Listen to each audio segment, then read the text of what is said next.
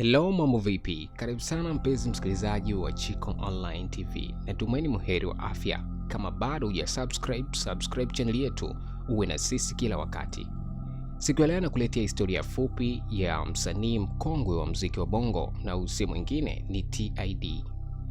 Ukitaja wasanii 10 wakongwe wa muziki wa bongo flava, hauwezi kukosa kumtaja TID. TID ni jina la usanii ambalo ni kirefu chake Top Enda. Kwa jina la wazazi anatambulika kama Khalid Muhammad. Amezaliwa Dar es Salaam mwaka 1981. Ni msanii wa bongo flava na mpaka sasa anaendelea na shughuli hizo. TID ni mtoto wa mwisho katika familia yao. Alianza elimu yake ya msingi mwaka 1989 na kumaliza darasa la 7 mwaka 1996. Lakini baada ya hapo alijiunga na sekondari ambayo alimaliza mwaka 2000, lakini ndani ya mwaka huo huo alijiunga na chuo cha uandishi akichukua kozi hiyo, lakini pia na masuala ya kompyuta kwa ndani ya miezi 8. TID alianza harakati zake za kimuziki mwaka 1994 akiwa na kundi la Black Gangster, na baada ya miaka 5 aliamua kuachana nalo na kubaki kama mwanamuziki anayejitegemea.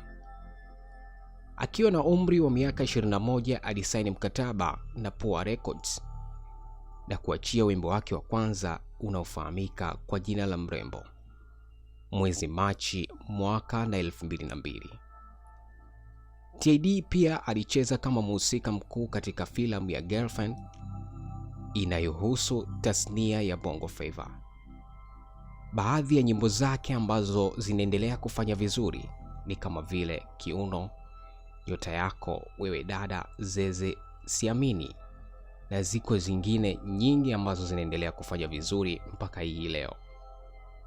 Amefanya maonyesho mbalimbali ndani ya nchi za Afrika Mashariki na nje pia ya bara Afrika kama Uingereza, Marekani na huko kote huko.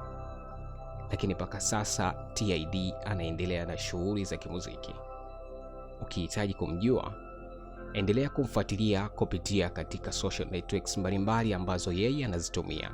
Sisi tunaishia hapo kwa leo. Nikiwa ni mimi mtangazaji wako Chiko Mr. Overdose.